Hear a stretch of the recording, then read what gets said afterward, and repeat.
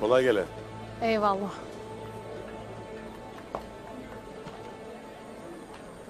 Candar Bey burada mıdır?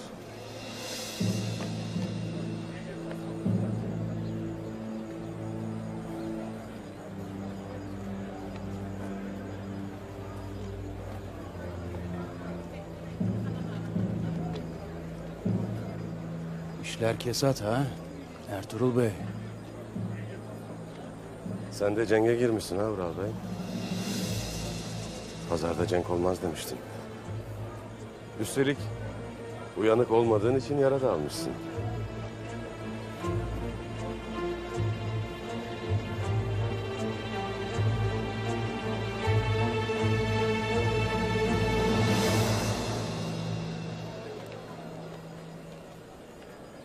Selamun aleyküm. Aleykümselam kardeş.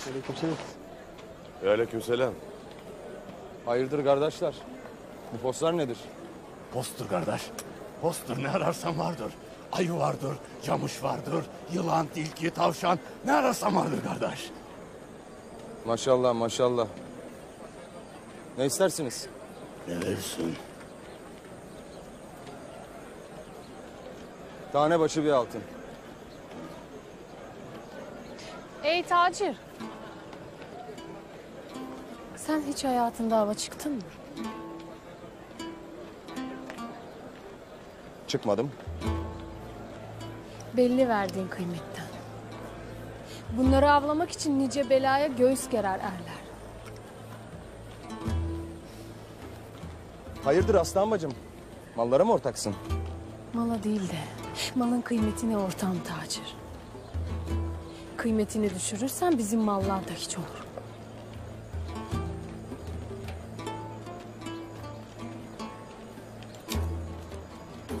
Hatuna bak hele. Kız alan yaşadı. Beyim, bu mallar işlenmemiş. Bunları işlemek için vakit harcayacağım, akçe harcayacağım ya. En fazla post başı bir altın harcarsın. 2 altına mala hakim olsun. Sonra satarsın 10 altına. Ha tacir? Bu kadar kâr tek başına fazla değil midir?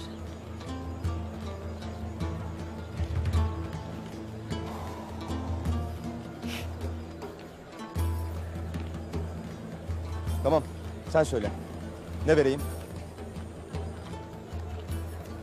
Post başı 4 altın. 4 altın mı? Tövbe olmaz.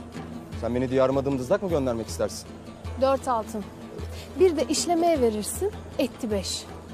Ona da sattığın vakit değme keyfine.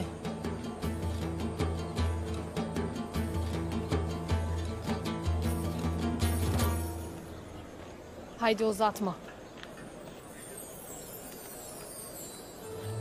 Erlerin yolu uzundur. Hay Allah. Nasibe bak. İhtiyacım olmasa bu değere bunlar olmazdı. Bilesiniz. İndirin malları.